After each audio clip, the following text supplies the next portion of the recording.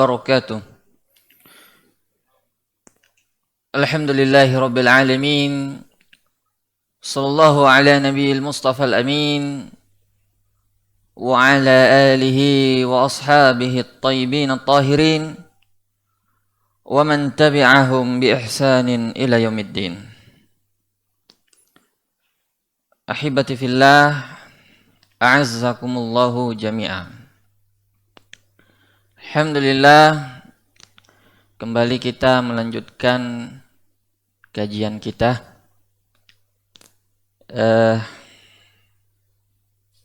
Pada pertemuan ini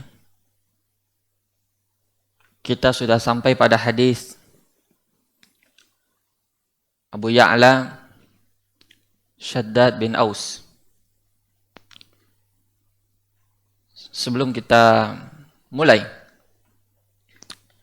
seperti biasa kita ingin sedikit murojaah berhubung ada parfum ya. Baik, siapa yang mau mulai? Tafadhal. Yalla, bisur'ah.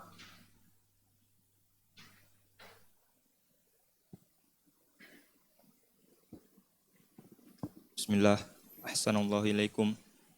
Qala al-musannif rahimahullahu ta'ala, al-hadithu sabi'a asyara an Abi Ya'la Shaddad bin Ausin radhiyallahu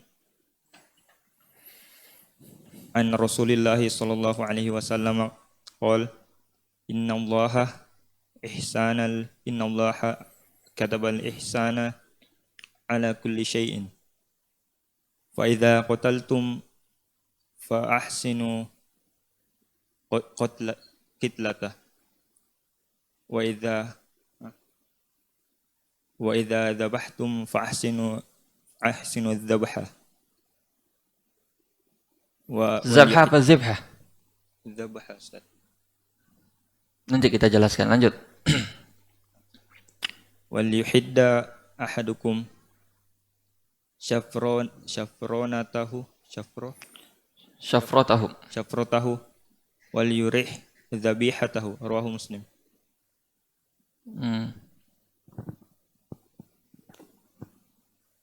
Tafadhal. Jazakallah khair. Lanjut. Siapa lagi?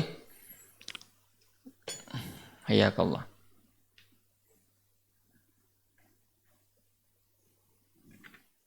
Siapa lagi yang mau? Tafadhal.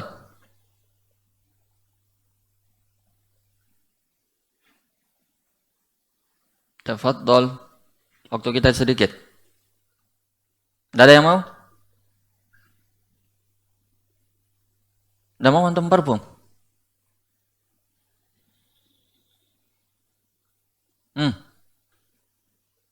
Oh, udah ditahu bilang ini hadisnya? Iya, betul. Tidak apa-apa, kejutan. Ini yang baru namanya kejutan. Karena sebelumnya kita sudah bahas hadis la taqdab ya. Mestinya malam ini la taqdab kan?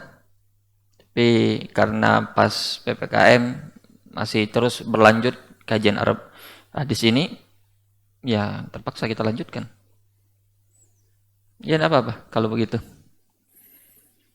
Jadi bagaimana ini? Parfum ini mubazir ini kalau tidak dibagi. Bagaimana cara membaginya ini? Anda bagi saja tanpa pertanyaan ya. Tadi itu zibhah atau zabhah? Kitlah apa qatlah? Siapa yang tahu? Ada parfum ini. Anda kasih langsung 2. Siapa yang tahu? Apa bedanya qatlah dengan kitlah, zabhah dengan zibhah? Siapa yang hafal Alfiyah Ibnu Malik? Tahu Alfiyah? Ada di situ jawabannya. Ada yang hafal enggak? Al-Ajurumiyah saja belum hafal ya? Baik. Apa dibilang Ibnu Malik dalam Alfiyahnya? Perbedaannya itu. Siapa yang hafal?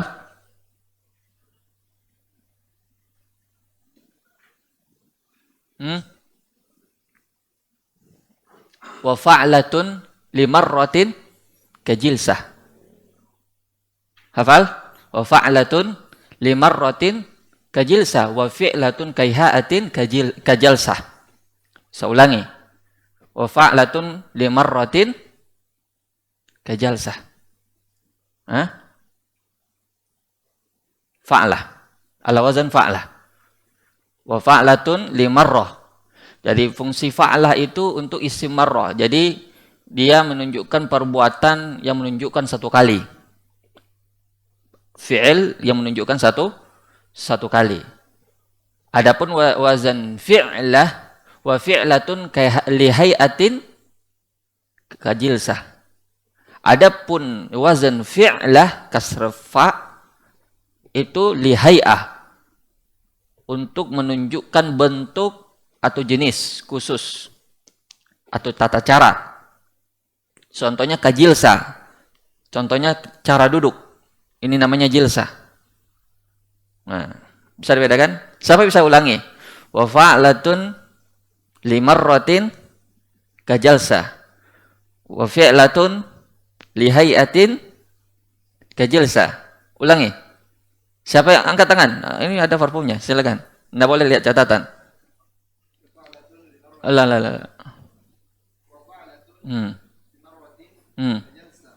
Kah? Jalsa. Yang jelas. Ahsantum barakallahu fiik. Tapi dipotong satu ya karena sudah dikasih tahu. Mestinya 2. Baik. Antum harus rajin belajar bahasa Arab ya. Itu kunci belajar ilmu agama. Mustahil orang bisa mendalami agama tanpa tahu bahasa Arab. Kalau cuma terjemahan atau ikut-ikut kajian sekali sepekan, itu ya sekedar istifadah saja. Tapi kalau untuk mendalami, kunci utama dan paling utamanya adalah mendalami bahasa Arab. Jadi disitulah orang langsung belajar dari sumbernya. Dia tidak sekedar ikut-ikutan, tidak sekedar taklid buta, ya tidak sekedar kita ustaz itu. Dia tidak tahu alasannya, dia cuma ikut-ikutan. Kenapa? Karena dia tidak punya ilmu alat. Ilmu alat itu bahasa Arab. Ilmu pembuka pintunya ini ilmu agama. Jadi kalau ada orang berdebatnya luar biasa kalau masalah agama, tapi ditanya tahu bahasa Arab, tidak tahu. Lalu kenapa luar biasa seperti alim jabal, seperti alim kibar, tapi tidak tahu bahasa Arab. Ini biasa terjadi. Karena harus pelajari bahasa Arab. Baik, kita masuk pada hadisnya. Karena waktu kita tidak terlalu panjang. Hadis yang sebelumnya itu hadis tentang la taqdab ya. Hadis Abu Hurairah. Ya, hadis Abu Hurairah. Mau diulangi sedikit apa lanjut hadisnya langsung? Karena antum hadir jadi ana tanya pendapat antum bagaimana. Kita lanjut hadisnya langsung atau di murojaah sedikit karena waktu hadis la taqdab antum tidak hadir kan? Betul tidak? Hadir apa tidak antum? Tidak hadir. Mau di murojaah sedikit 5 menit, 2 menit. Baik, kita murojaah sedikit. Sebenarnya hadis ini simpel sekali la taqdab. Tapi luar biasa ini termasuk semua hadis arba'in dalam kitab Arba'in Nawawi ini itu termasuk jawami'ul kalim Nabi SAW. Singkat perkataannya tapi luar biasa maknanya, luas. Nabi bilang la taqdab karena ada seorang datang minta wasiat kepada Nabi. Yang namanya wasiat itu tidak panjang-panjang. Ya Rasulullah ausini. Qala la taqdab faraddada miraran la taqdab. Itu wasiat yang sangat pendek. Nah, ulama pernah ditanya, coba sebutkan kepada saya satu sifat yang mengumpulkan semua sifat yang terpuji. Dibilang la taqdab. Jangan marah. Karena sifat marah adalah jima'u kulli syarr. Sifat marah itu adalah induk biang kerok semua sifat keburukan. Orang tidaklah dia lakukan pembunuhan kecuali karena diawali dengan marah. Tidak menggibah kecuali karena dia tidak suka karena marah. Orang tidak pergi ke dukun, pergi guna-guna kecuali diawali dengan marah. Semua keburukan, dosa-dosa besar dimulai dari al-ghadab. Makanya simpel saja, dibilang, sebutkan kepada saya sifat kebaikan semuanya. La taghdab, jangan marah. Ya, itu. Dan kita sudah sebutkan kemarin bagaimana kiat-kiatnya untuk mengobati ini sifat marah. Baik pada saat sebelum sifat marah itu muncul maupun pada saat sifat marah itu sudah muncul. Dan itu tidak perlu kita ulangi, silakan di murojaah sendiri karena sudah ada videonya. Jadi itu yang perlu kita pahami dalam hadis ini, bahwa al-ghadab asluhu al-junun wa ghayatuhu an-nadam. Dia berawal dari kegilaan dan berakhir dari penyesalan. Betapa banyak seorang suami mentalak istrinya gara-gara diawali oleh marah. Makanya pernah ditanya, apa hukumnya talak dalam keadaan marah? Ada dua pendapat di kalangan ulama. Ada yang mengatakan sah talaknya, ada yang mengatakan tidak sah. Karena ada sabda Rasul SAW yang mengatakan, la talaka fi iglaq. Tidak ada talak dalam keadaan iglaq, dalam keadaan otaknya tertutup. Karena orang sudah memuncak marahnya, itu tidak sadar apa yang dia lakukan. Makanya kita katakan, ada kaidah yang kita sebutkan sadd zara'i', yaitu menutup semua jalan-jalan sebelum hal itu terjadi, atau namanya tindakan preventif, pencegahan. Makanya sebelum kemarahan itu terjadi, cegah memang terlebih dahulu. Misalnya ada orang titik lemahnya, dia suka marah kalau di debat, jangan memang dekat-dekati perdebatan. Tutup memang sebelum terjatuh kepada pintu itu. Ada orang titik lemahnya marah kalau dia diejek-ejek, dimain-maini. Jangan suka main-main. Orang mungkin yang main-main ini dianggap bercanda, tapi bagi dia tidak. Maka jangan dekat-dekat. Itu namanya apa? Sadduz zari'ah atau sadduz zara'i. Itu preventif, mencegah sebelum itu terjadi. Dan kalau sudah terjadi ada lagi langkah-langkahnya, dan itu sudah kita bahas secara rinci pada pertemuan yang lalu. Baik, kita masuk pada hadis ini. An Abi Ya'la Shaddad bin Ausin. Jadi Abi Ya'la ini kunyahnya. Abi Ya'la itu kunyahnya. Shaddad ini seorang sahabat ya. Nama bapak beliau itu Aus Al-Ansari. Ya, ini diketahui bahwa beliau orang Ansor dari Madinah. Saya ingin menyebutkan biografi dari sahabat yang mulia ini. Perlu kita tahu mengenal sahabat itu ya ikhwan, karena kita mengaku salafi. Pengakuan salafi saja tidak cukup kalau kita tidak tahu siapa salaf kita. Saya yakin di sini kalau saya tanya, kapan Abu Ya'la Shaddad bin Aus ini meninggal? Tahun berapa meninggalnya? Ada yang tahu enggak? Ini ada parfum. Saya kasih dua langsung. Siapa yang tahu kapan Abu Ya'la Shaddad bin Aus meninggal? Tahun berapa?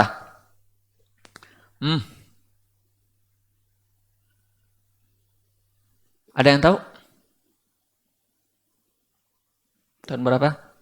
Atau usia berapa dia meninggal?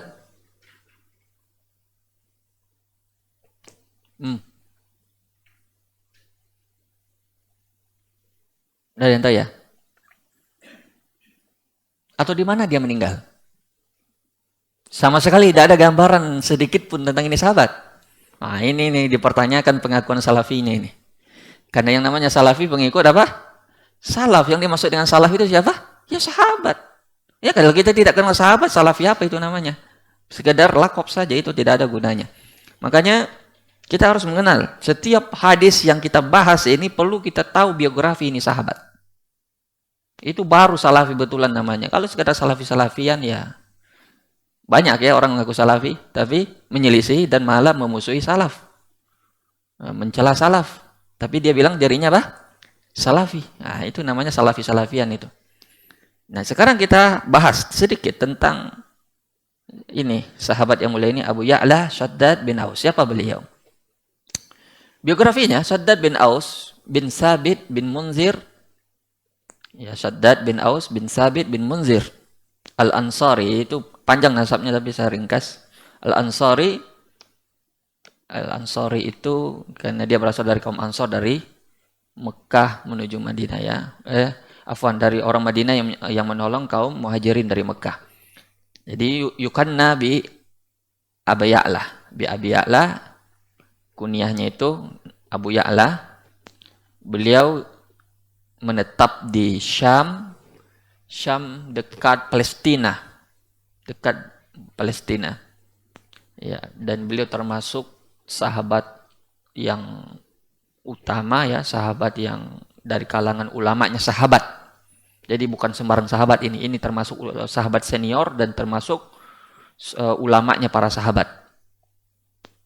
Seorang sahabat Ubadah bin Somit pernah berkata, Shaddad bin Aus itu diberi oleh Allah ilmu dan al-hilm, yaitu kelembutan. Ada orang diberi ilmu tapi agak sedikit kasar. Ada. Dia ilmunya luar biasa tapi pemarah. Ada. Dan kami sudah menemui itu. Kita memiliki syekh berbagai macam karakternya. Jadi kalau ada syekh yang agak pemarah, jadi kita tidak terlalu banyak bertanya. Tapi kalau ada syekh yang agak lembut, itu biasanya banjir dengan pertanyaan. Kenapa tidak banyak bertanya? Takut nanti kena marah. Salah bertanya bisa kena marah. Al-hilm, kelembutan. Ya. Begitu juga Khalid bin Ma'dan, beliau pernah berkata, tidak tersisa di Syam seorang pun yang lebih terpercaya ilmunya dan lebih dalam pengetahuan fikihnya, melebihi Ubadah bin Samit, Shaddad bin Aus, dua orang ini. Ya, dua orang sahabat yang mulia ini. Jadi dua orang sahabat ahli fikihnya negeri Syam. Kemudian tentang beliau lagi, beliau disebutkan oleh Mufaddal ya Al-Ghullabi bahwa ahli zuhudnya atau orang-orang zuhudnya dari kalangan Ansor itu cuma 3 orang. Zuhud. Apa bedanya zuhud dengan wara? Nah, ada parfum lagi, cepat. Apa bedanya zuhud dengan wara? Kan ini zuhud. Apa dulu zuhud? Zuhud.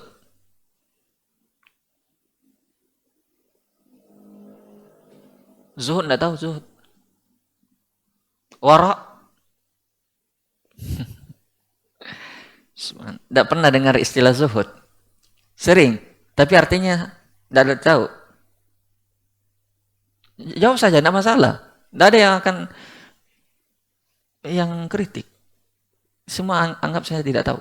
Karena ada yang jawab. Angkat tangan cepat. Apa bedanya antara zuhud dengan wara?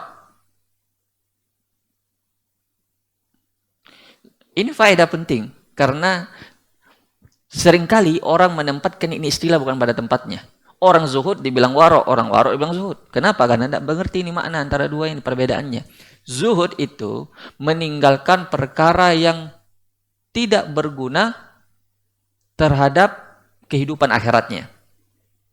Dia meninggalkan perkara-perkara dunia yang tidak ada masalahnya untuk akhiratnya. Itu zuhud namanya. Waro itu meninggalkan perkara-perkara yang membahayakan kehidupan akhiratnya. Bisa dibedakan? Baik. Jadi zuhudnya orang Ansor itu ada 3 orang. Pertama Abu Darda, yang kedua Umair bin Sa'ad, dan yang ketiga Shaddad bin Aus radhiyallahu taala anhu majma'in. Begitu juga Abu Darda pernah berkata, inna likulli ummatin faqih. Au inna likulli ummatin faqihan, itu yang benar ya. Inna likulli ummatin faqihan. Setiap umat itu ada ahli fikihnya. Wa inna faqiha hadhil ummah Shaddad bin Aus. Dan bahwa sesungguhnya ahli fikihnya umat ini adalah Shaddad bin Aus. Imam Az-Zahabi baru berkata, sanadnya ini tidak sahih. Tapi paling tidak sahabat yang lain sudah mengatakannya. Dan tatkala Utsman bin Affan terbunuh, beliau lebih memilih untuk apa? Beruzlah, menyendiri dan memperbanyak ibadah. Beliau tidak ikut terhadap fitnah. Dia tidak masuk kelompok ini dan kelompok ini. Itu sikapnya Shaddad bin Aus ketika terjadi fitnah terbunuhnya Utsman. Beliau meninggal pada tahun Hijriah pada usia 75 tahun. Dan beliau merupakan seorang ahli ibadah, dan beliau apabila tidur di atas kasurnya selalu gelisah, bolak-balik begitu. Begitu disifatkan dalam terjemahnya, dalam biografinya. Ya. Dan ngantuk beliau kalau dia di atas kasurnya. Dia pernah berkata begini, Allahumma innan nara qad asharatni. Ya Allah, sesungguhnya ketakutan pada api neraka membuat saya itu tidak bisa tidur. Wa azhabat anin naum, dan menyebabkan ngantukku hilang. Summa yaqumu fayusalli hatta yusbih. Kemudian dia sholat qiyamul lail sampai subuh. Itulah seorang ahli ibadah dari kalangan Ansar, Shaddad bin Aus radhiyallahu taala anhu wa an sair sahabah. Baik, itu tentang perawi. An Abi Ya'la Shaddad bin Aus an Rasulullah sallallahu alaihi wasallam. Hadis ini diriwayatkan oleh siapa? Oleh Muslim. Jadi hadis ini apa? Sahih. Kenapa sahih? Kenapa kita tidak bilang dhaif? Karena Imam Muslim dan Imam Bukhari mempersyaratkan apa? Sahih di dalam hadisnya. Dia cuma memasukkan seluruh hadis-hadis sahih ke dalam hadis mereka. Makanya dinamakan Sahih Muslim, Sahih Bukhari. Itu nama singkatnya saja, ada nama lengkapnya. Intinya bahwa derajat paling rendah di hadis Bukhari maupun Muslim itu hasan, tidak sampai dhaif. Baik. Kedudukan ini hadis ini termasuk dari kaidah besar, kaidah penting dalam agama. Siapa yang mengamalkannya akan mendapatkan kebaikan-kebaikan dalam kehidupannya dan selamat dari segala hal-hal yang membahayakan dirinya. Ibnu Daqiq Al-Id beliau berkata, "Hadzal hadis minal ahadits al-jami'ah liqawa'id katsirah." Hadis ini mengumpulkan kaidah-kaidah yang sangat banyak di antara hadis-hadis yang ada. Jadi hadis singkat ini mencakup banyak sekali kaidah-kaidah penting dalam agama sebenarnya. Imam Nawawi berkata, "Hadzal hadis min ahadits jami'ah liqawaidil Islam." Hadis ini mencakup kaidah-kaidah yang banyak di dalam syariat Islam. Imam Al-Munawi juga pernah berkata, "Wa hadzal hadis min qawaiduddin." Hadis ini termasuk kaidah pokok dalam agama. Apa sih hadisnya? Baik. An Rasulullah sallallahu alaihi wasallam. Rasulullah sallallahu alaihi wasallam bersabda, "Innallaha katabal ihsana ala kulli syai." Katab. Katab itu artinya apa? Secara bahasa? Menulis. Katab. Tapi yang dimaksud di sini adalah mewajibkan, seperti banyak sekali ayat yang menyebutkan katabnya. Ya ayyuhallazina amanu kutiba alaikumus shiyam. Ya ayyuhallazina amanu kutiba alaikumul qisasu fil qatla. Kutiba alaikum idza hadara ahadakumul mautu in taraka khairanil wasiyah lil walidain sampai akhir ayat. Banyak sekali ayat yang dimulai dengan kalimat kutiba. Innas salata kanat 'alal mu'minina kitaban mauqutah. Kitaban. Sesuatu yang wajib. Jadi katab di sini bermakna faradhah. Innallaha kataba ay faradhah. Allah mewajibkan al-ihsana ala kulli syai'. Bahwasanya Allah mewajibkan al-ihsan terhadap segala sesuatu. Apa itu ihsan?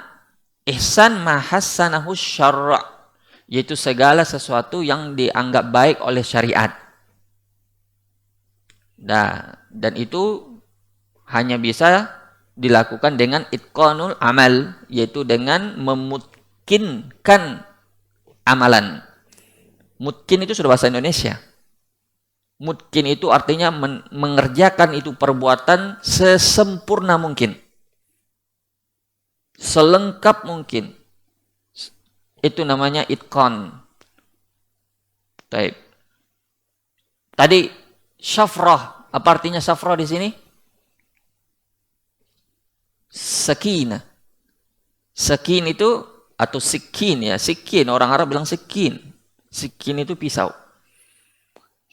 Ada yang bilang dari kalangan ulama yang masuk dengan syafrah di sini pisau pisau besar.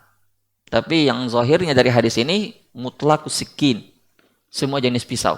Itu kalimat gharibnya dari hadis ini supaya kita paham. Baik. Kalau begitu, innallaha katabal ihsana ala kulli syai. Sesungguhnya Allah telah mewajibkan ihsan pada sebuah sesuatu. Lalu beliau menyebutkan 2 contoh saja di sini.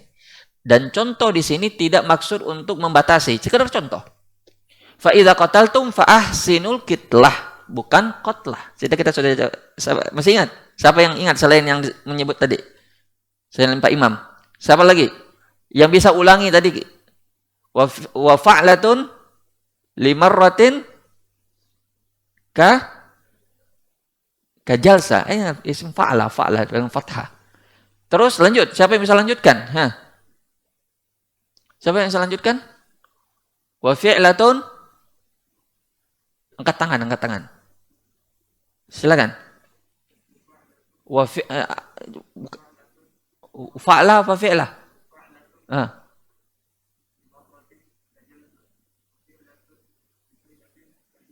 Masya Allah. Antum ke Imam Bukhari, antum sebenarnya tidak perlu mencatat. Karena bisa menghafal dengan bagus. Saya perkenankan tidak mencatat bagi orang yang memiliki hafalan yang kuat. Jadi pas dengar langsung hafal. Itu tidak perlu mencatat sebenarnya. Imam Bukhari dengar hadis langsung hafal. Dia dengar di Mesir, tulisnya di Palestina. Sekira mungkin beliau bisa menulis itu hadis dengan jarak 1 bulan perjalanan. Ya, tapi kalau hafalannya tidak seperti Imam Bukhari, kalau takut-takut lupa, ya bagus dicatat. Baik. Terus. Baik. Kita masuk syarah hadisnya. Di sini ulama menyebutkan bahwa innallaha kataba, kita sudah sebutkan innallaha aujaba alaikum, bahwa Allah mewajibkan atas kalian fi kulli syai'. Itu kan fi ala di sini bisa bermakna kul. Bermakna fi. Ya. Ala bisa bermakna fi, kan di hadisnya bunyinya apa? Innallaha katabal ihsana ala kulli syai', bermakna fi kulli syai'. Pada segala sesuatu. Dan itu tidak masalah, dalam bahasa Arab itu huruf jar yang satu tuh mewakilkan huruf jar yang lain. Misalnya inna sholata kanat alal mu'minina. Itu bisa bermakna inna sholata kanat fil mu'minina. Kitabam mawquta. Dan itu saling mewakili, dan itu ada bab khususnya dalam bab nahwu. Siapa yang belajar nahwu? Ada sudah sampai bab itu atau belum? Perwakilan huruf jar satu dengan yang lainnya. Ya, itu banyak sekali contoh-contohnya dalam Al-Qur'an ya. Baik.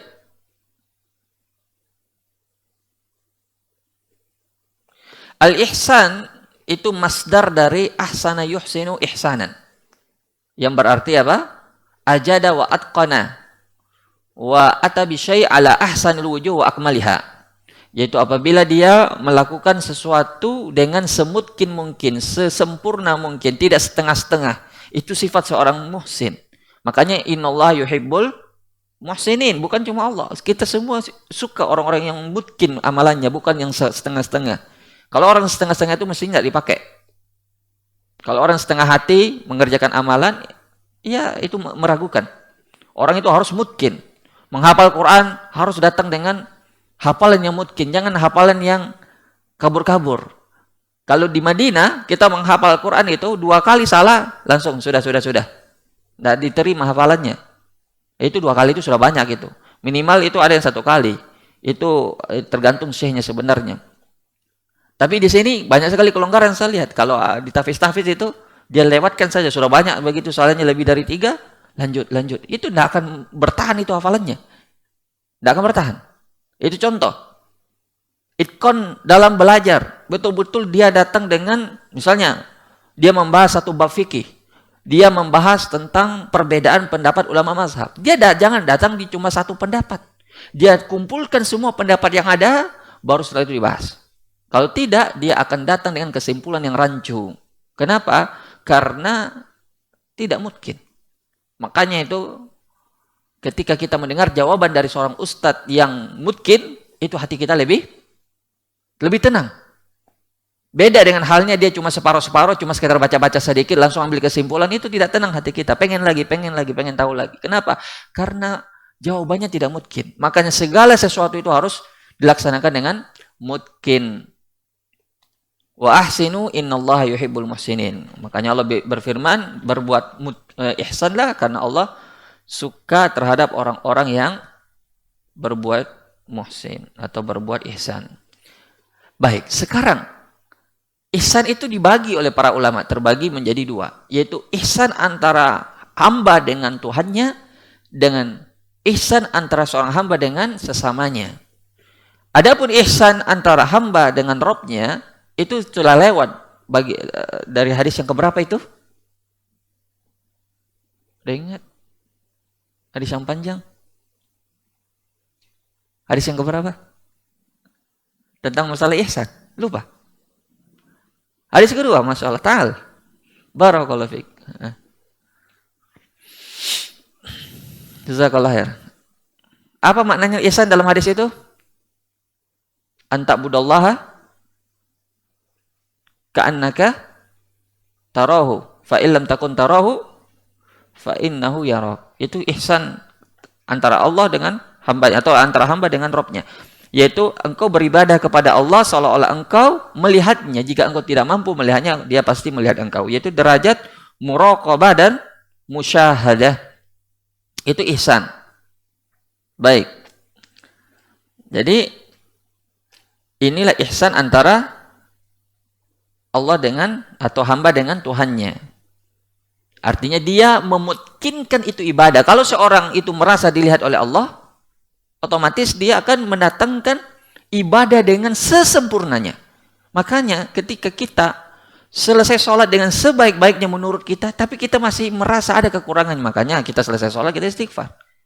Makanya ketika orang selesai ibadah, apapun ibadahnya, dia tidak pernah merasa saya sudah datang dengan sesempurnanya. Karena dia merasa Allah melihatnya. Karena Allah itu maha muhsin. Dari antara nama Allah itu muhsin. Dia itu suka perbuatan yang itqan, perbuatan yang mungkin. Makanya kalau orang merasa memiliki sifat ihsan ini, dia akan datang dengan amal ibadah yang sempurna. Dan amal ibadah derajat ihsan yang paling rendah itu, yaitu apabila dia memiliki dua syarat. Syarat yang pertama, yaitu harus ikhlas. Percuma mungkin, tapi dia riya, tidak ada gunanya. Itu amalannya bukan untuk Allah, untuk dirinya, untuk hawa nafsunya, untuk dipuji orang. Yang kedua, harus sesuai dengan tuntunan nabinya. Buat apa dia ikhlas, tapi hanya menduga-duga, hanya menurut katanya. Ditanya mana dalilnya? Nggak tahu, kata orang begini, mana ada agama katanya. Atau menurut si fulan itu bagus. Siapa itu fulan? Emangnya dia nabi? Tidak bisa orang beragama kalau tidak berlandaskan dalil. Makanya akan datang nanti contoh ini, az-zabhah atau cara menyembelih itu diajarkan tata cara di situ. Jadi Nabi mengajarkan tata cara kita menyembelih. Jadi semua agama ini ada tata caranya. Tata cara sholat diajarkan oleh Nabi. Shollu kama ra'aitumuni usolli. Ada tata cara. Tidak katanya. Khuzu anni manasikakum. Umroh dan haji ambil dari saya manasiknya, kata Nabi. Bukan katanya. Ada orang meninggal, ada tata caranya. Apa yang diharuskan ketika orang meninggal, ada tata caranya. Ada tuntunannya. Bukan katanya atau menurut tradisi begini, tidak. Islam tidak seperti itu. Islam diutusnya Nabi Muhammad untuk menjelaskan ini semua tata cara. Makanya dikatakan muhsin kapan? Apabila memiliki dua syarat ini. Yang pertama, harus ikhlas. Bukan untuk hawa nafsunya, bukan untuk orang lain. Dia kerjakan untuk Allah. Yang kedua, harus sesuai dengan tuntunan nabinya. Tata caranya harus sesuai dengan yang diajarkan oleh Rasulullah SAW. Kalau dua syarat ini terpenuhi, baru dikatakan dia muhsin. Baik. Kemudian, ihsan antara hamba dan sesamanya. Yaitu ihsan yang kedua ini. Antara sesama makhluk. Itu banyak. Dengan berbuat baik kepada sesama manusia, bahkan kepada hewan sekalipun ya. kita senyum kepada saudara kita, itu ihsan juga. Ihsan kepada makhluk, berbuat baik. Tapi ingat, ini tidak mutlak. Kadang kita tidak perlu senyum kepada saudara kita dan itu termasuk ihsan. Siapa yang bisa kasih contoh? Atau bisa jelaskan? Kan kita bilang senyum tabassumu kali wajhaika akhika sedekah. Senyum terhadap saudaramu apa? Sedekah. Tapi ada tidak senyum kepada saudara kita itu bisa bernilai ibadah di sisi Allah. Kapan? Kapan itu? Kita berwajah masam, bahkan kita marah kepada dia sekalian. Itu bernilai ibadah di sisi Allah. Kalau kita senyum malah kita berdosa. Kapan itu? Hah? Angkat tangan, jawab.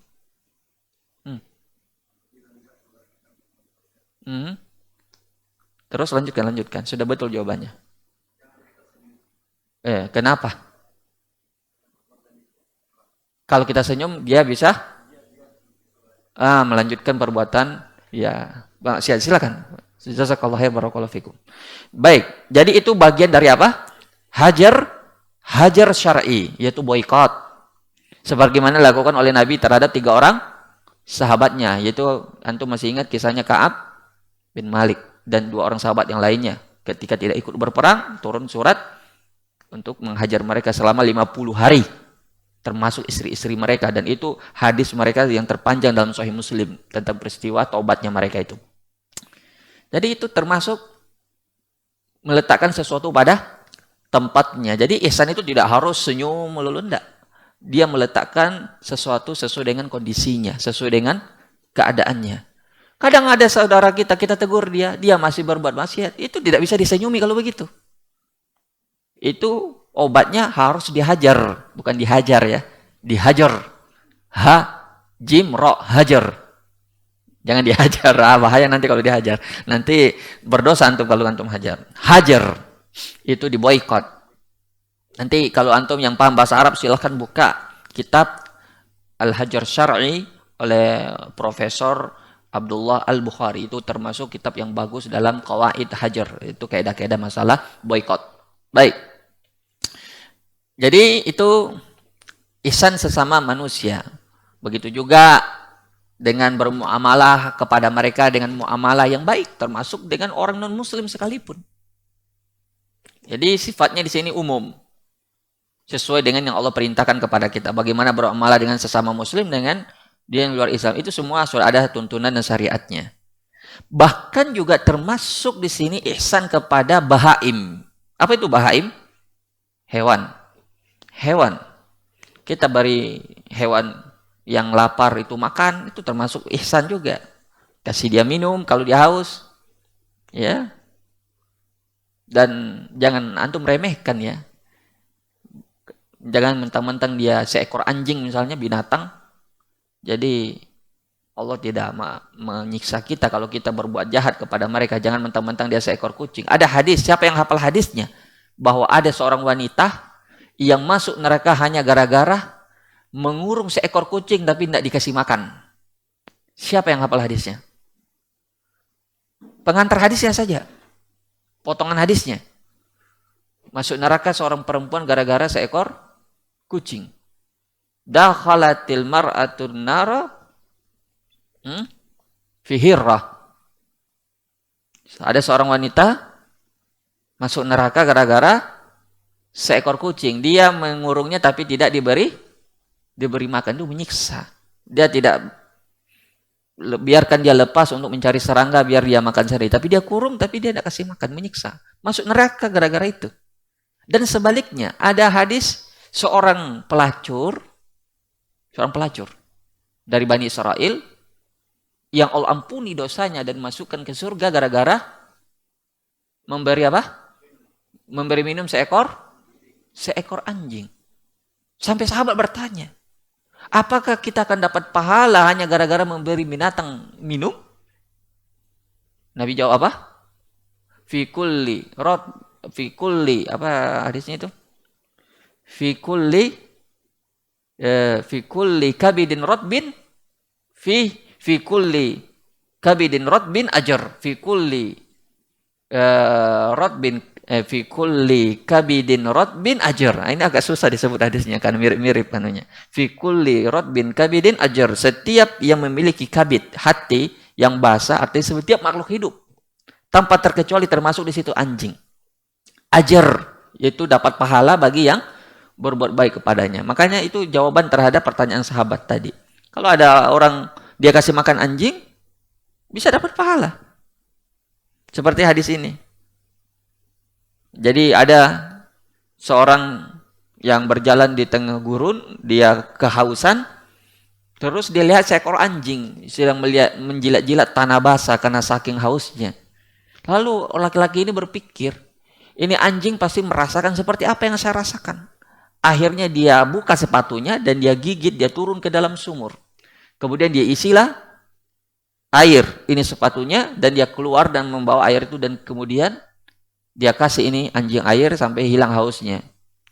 Kemudian Allah bersyukur kepadanya dan mengampuni dosa ini laki-laki. Hanya seekor anjing. Jadi jangan diremehkan ihsan walaupun hanya kepada seekor binatang, apalagi manusia. Terutama di zaman Covid ya. Zaman Covid banyak saudara-saudara kita yang terdampak.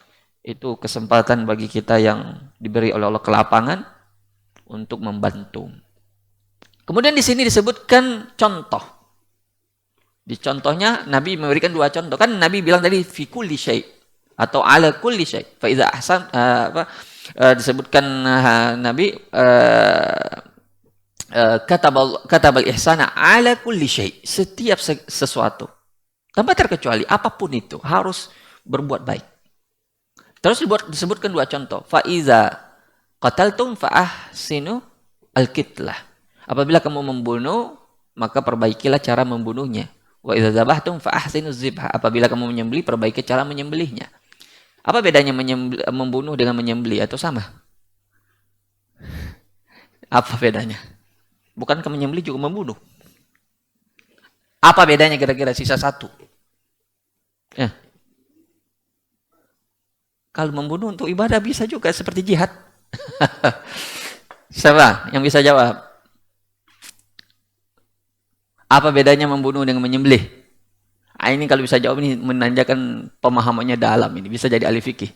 Tajam pemahamannya. Karena detail. Apa kira-kira perbedaannya? Ada yang tahu?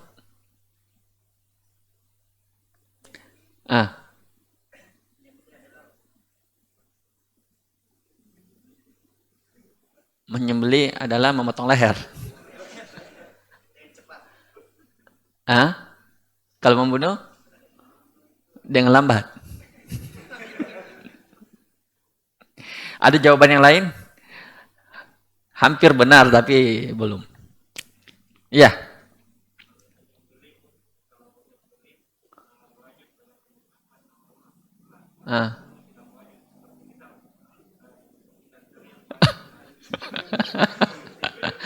Masya Allah. Ada apa-apa muhawalah. Tidak apa-apa. Itu menyebabkan orang ingin berpikir. Silakan, ada jawaban yang lain? Sudah banyak jawaban.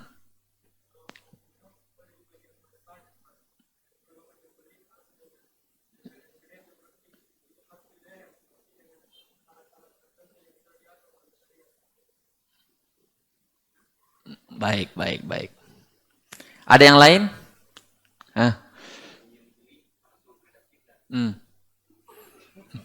Nggak apa-apa, jangan diketawakan. Masya Allah, hampir mirip. Banyak pertanyaan yang hampir mirip-mirip jawabannya dan mungkin boleh dibilang ada sisi benarnya, tapi parfumnya cuma satu. Makanya saya salahkan semua. Wallahu alam ya, perbedaannya itu, wah sudah azan ya. Azan dulu atau bagaimana? Jawab dulu. Penasaran. Baik. Itu apa itu? Alarm. Perbedaannya, kalau yang kitlah atau membunuh, itu untuk sesuatu yang tidak bisa dimakan. Sudah? Oke. Sudah terjawab. Silakan azan. Itu saja jawabannya. Kalau sembelihan untuk yang dimakan. Silakan azan dulu, baru kita lanjutkan sedikit.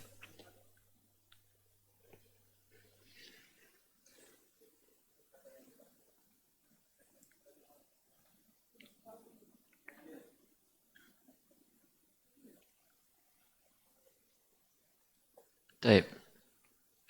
فإذا قتلتم فأحسنوا القتلة وإذا ذبحتم فأحسنوا الذبحة وليحد أحدكم شفرته وليريح ذبيحته. Apabila kamu membunuh, hendaklah perbaiki cara membunuhnya. Apabila kamu menyembelih, hendaklah perbaiki cara menyembelihnya. Ini contoh, ya sekedar contoh dari disebutkan oleh Nabi, contoh berbuat ihsan kepada sesama makhluk. Nah, wal yuhidda ahadukum syafratahu. Hendaknya dia menajamkan. Lam di sini lamul amr.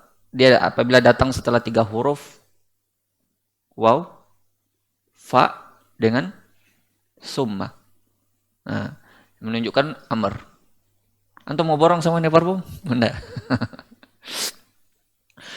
Wal yuhidda ahadukum syafratahu. Hendaknya dia menajamkan pisaunya dan wal yurih zabihatahu. Zabihatahu itu isim maf'ul, yaitu mazbuhahu. Hendaknya dia menenangkan sembelihannya yang akan disembelihnya. Apakah ini satu kalimat atau 2 kalimat yang berbeda? Coba cerna ini hadis. Wal yuhidda ahadukum. Bukankah kalau orang menajamkan pisaunya bisa menenangkan juga anunya itu? Sembelihannya? Atau dia berbeda ini 2? Ini memiliki makna tersendiri. Itu berbeda, dia 2 kata yang berbeda. Bukan satu kalimat. Jawabannya dia itu wallahu alam zahirnya di sini kelihatannya dia 2 kata yang berbeda karena orang yang menajamkan pisaunya itu hanya bagian dari cara menenangkan sembelihan. Cara menenangkan sembelihan itu lebih umum, banyak. Di antaranya dikasih dulu minum, jangan dikasih lihat temannya pada saat disembelih, jangan ditakut-takuti, macam-macam, banyak hal-hal yang bisa menyebabkan sembelihan itu bisa ditenangkan. Jadi ini cuma bagiannya saja. Dan wal yuri zabihatau. Di sini disebutkan hendaknya dia menajamkan pisaunya, itu tidak cukup. Boleh jadi pisau yang mau dipakai untuk menyembelih itu tajam, tapi yang menyembelihnya dhaif, lemah. Dia geseknya ini, aduh, lama baru putus anunya, urat makannya. Ya tersiksa lah binatang. Jadi tidak ada gunanya itu walaupun tajam. Antum pernah tidak menyembelih kambing atau menyembelih sapi? Harus kuat. Sekali gerek kalau bisa. Coba lihat yang sudah ahli sekali menyembelih itu tidak susah, dalam lama itu langsung sekali gerek langsung putus urat makannya. Makanya sekarang kita sebutkan dan ini penutup cara-cara sembelihan yang benar atau aturan-aturan yang yang disebutkan oleh para ulama dalam menyembelih.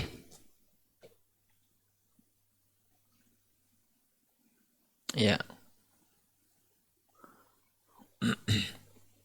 Aturan-aturan penting yang mesti dipenuhi dalam apa?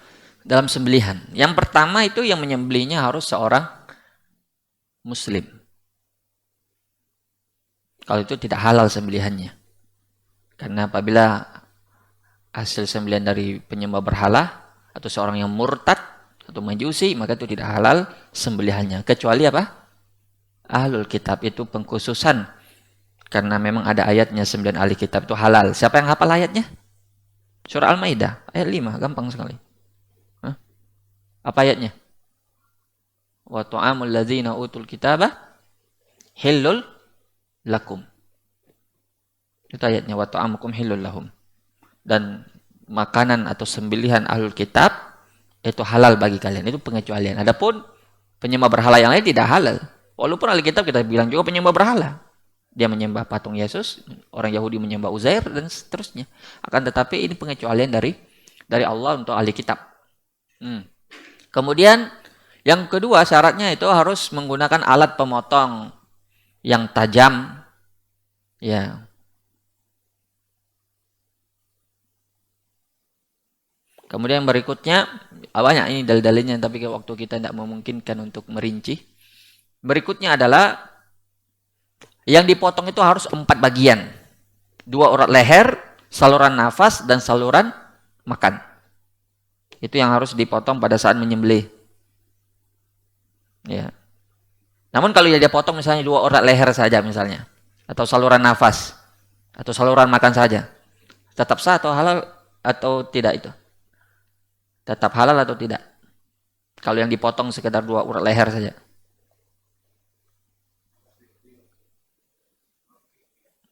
Harus bukan 3, 4. Iya. Harus 4 ya. Tapi menurut Syekh Shalih Al-Utsaimin dalam penjelasan beliau, coba di di Murojaah, penjelasan beliau dari Arba'in Nawawi ya, dalam hadis ini, hadis Shaddad bin Aus, beliau menjelaskan sah. Jadi kalau yang putus hanya misalnya dia potong 2 urat lehernya saja atau saluran nafasnya saja sampai dia mati, itu tetap sah. Ya, tapi afdolnya dan sempurnanya itu harus putus 4 itu. 2 urat leher, saluran nafas, dan saluran makan. Kemudian yang berikutnya adalah menyebut nama Allah saat menyembelih. Cukup dengan membaca basmalah atau bismillah. Yang benar yang mana? Bismillah atau basmalah?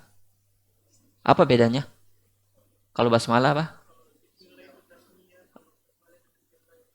Yang dibaca yang mana? Tasmiyah atau basmalah? Hah? Tasmiyah. Ya, bismillah kan? Ya, bismillah.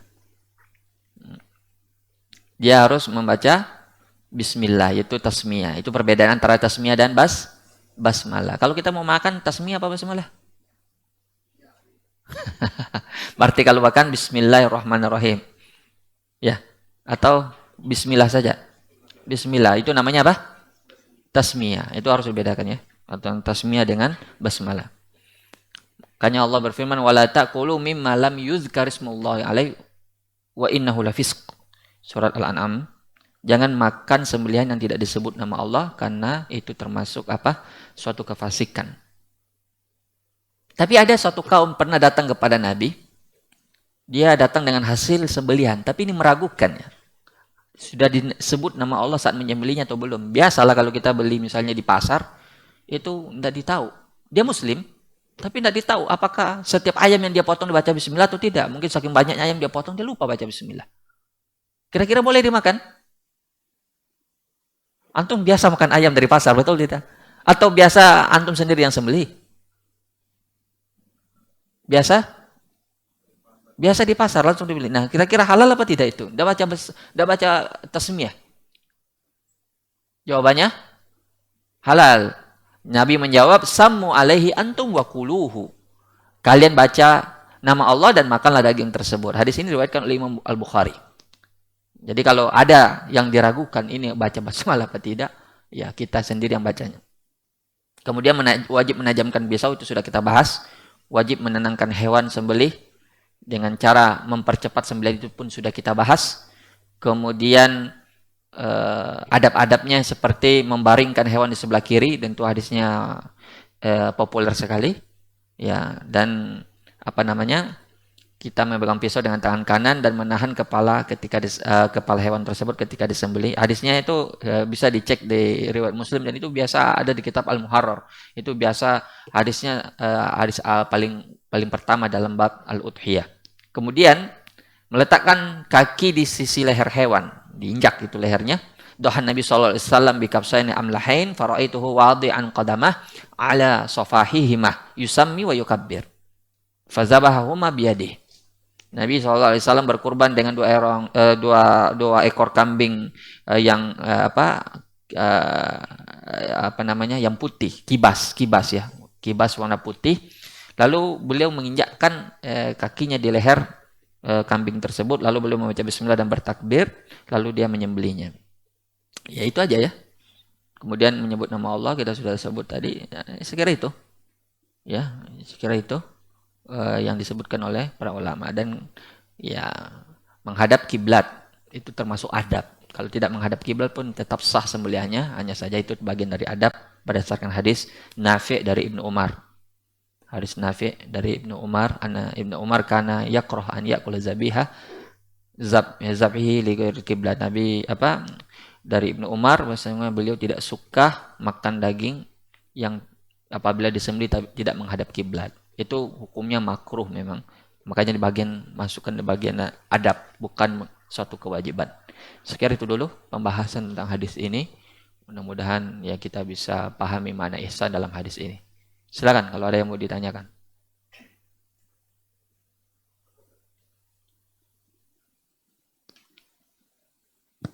Bismillah. Mau nanya Ustadz masalah yang 2 urat leher dengan Saluran makan dan napas. ya. Saluran napas dan saluran napas. Apakah termasuk adab juga di sini Ustadz untuk pas mau potong itu napasnya juga harus keluar? Enggak. Sesuai dengan napas kita supaya mengetahui bahwa ini napasnya dia keluar. Jadi pada saat kita potong Ustaz itu napasnya kurban itu sembelian itu napasnya pada saat dia keluar. Apanya napasnya? Napasnya Ustaz. Apakah itu bagaimana caranya dia tahu nafasnya keluar? Makanya dari nadinya sini Ustaz, napasnya itu bagian dari mempermudah. Kalau mungkin. bagian dari mempermudah itu bagian dari keumuman adab. Ya, jazakallah. Silakan.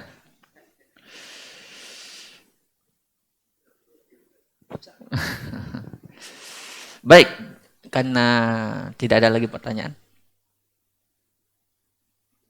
Tidak ada pertanyaan.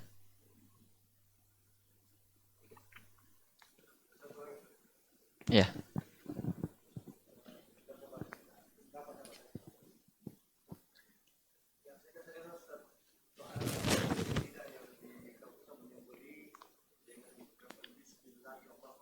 Iya. Betul. Itu hadis yang kita baru saja baca. Karena yusammi wa yukabbir. Beliau membaca tasmiyah, kemudian beliau bertakbir. Itu yang dimaksud dengan bismillah, Allahu akbar.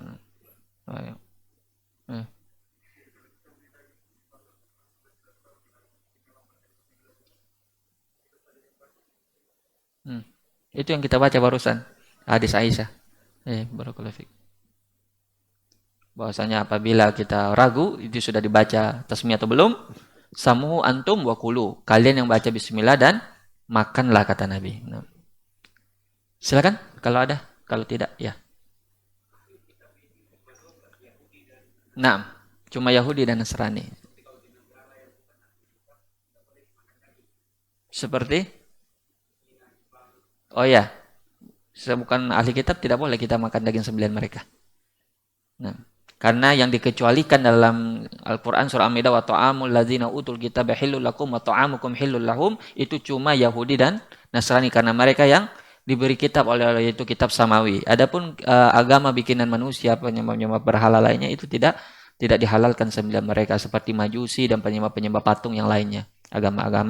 Agama-agama buatan manusia lainnya. Adapun agama samawi seperti Yahudi dan Nasrani yang mereka memiliki kitab tapi ditahrif oleh mereka, diubah-ubah, itu Allah berikan pengecualian khusus untuk mereka saja. Seperti nas langsung dari Al-Qur'an wa ta'amul ladzina utul kitaba hillul lakum.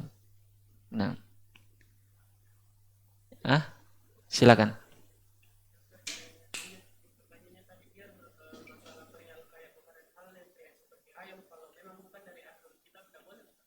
Maksudnya dari luar Islam. Keluar dari Nasrani dan Yahudi seperti kayak Jepang kan dia rata-rata pengaruhnya semua sembelihan.